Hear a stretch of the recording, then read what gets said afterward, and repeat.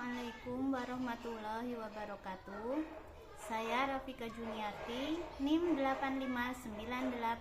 8598077723. Di sini saya akan melakukan praktikum tentang struktur sistem pencernaan pada manusia. Tujuan dari praktikum ini adalah dapat mengurutkan bagian dari sistem pencernaan. Alat dan bahan yang kita gunakan dalam praktikum ini, yang pertama adalah gambar sistem pencernaan pada manusia. Di sini saya menggunakan gambar sistem pencernaan pada manusia yang ada di sekolah saya, tempat saya mengajar. Yang kedua adalah buku modul praktikum IPA di SD. Yang ketiga, alat tulis.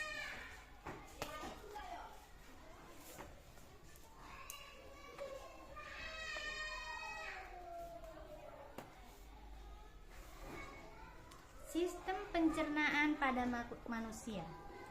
Pencernaan makanan. Makanan atau zat yang ada di luar tubuh kita tersusun dari molekul-molekul yang sangat kompleks. Agar makanan dapat dipergunakan oleh tubuh, maka diperlukan adanya proses yang dapat menyederhanakan molekul-molekul tersebut untuk dapat diserap dan dimanfaatkan oleh tubuh. Enzim memegang peranan penting dalam pencernaan ini. Enzim dihasilkan di dalam usus dan berfungsi untuk membantu menghancurkan makanan.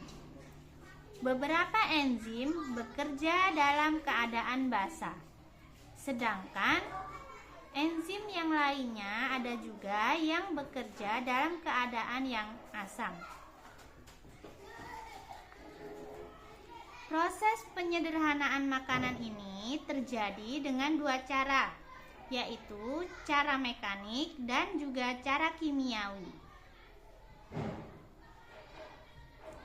Pencernaan secara mekanik adalah cara menghaluskan atau memecah makanan dengan menggunakan otot-otot dan alat bantu lainnya. Pencernaan mekanik ini berlangsung saat makanan berada di dalam rongga mulut. Di dalam rongga mulut, gigi mengunyah dan memotong makanan, sedangkan lidah mengatur posisi makanan. Sebagai zat pelarut atau pelumas, ludah berperan sebagai pengaduk makanan agar mudah ditelan. Sedangkan proses kimiawi yang juga disebut dengan proses enzimatis, makanan yang telah dilumatkan oleh pencernaan mekanik tadi kemudian masuk ke dalam lambung, lalu ke dalam usus. Nah, di dalam usus ini makanan dicerna lagi dengan bantuan zat kimia yang disebut enzim, yaitu cairan yang dihasilkan oleh kelenjar pencernaan. Zat ini berperan memecah makanan sehingga dihasilkan sari-sari makanan. Selanjutnya, sari-sari makanan yang telah siap untuk diserap dan diedarkan ke seluruh tubuh ini. Proses pencernaan meliputi proses ingesti, artinya makan, lalu proses absorpsi yang artinya penyerapan, dan proses ingesti atau defekasi yang artinya pembuangan sisa-sisa makanan yang tidak dicerna, yang terjadi di dalam suatu sistem yang berbentuk pipa panjang mulai dari mulut sampai ke anus.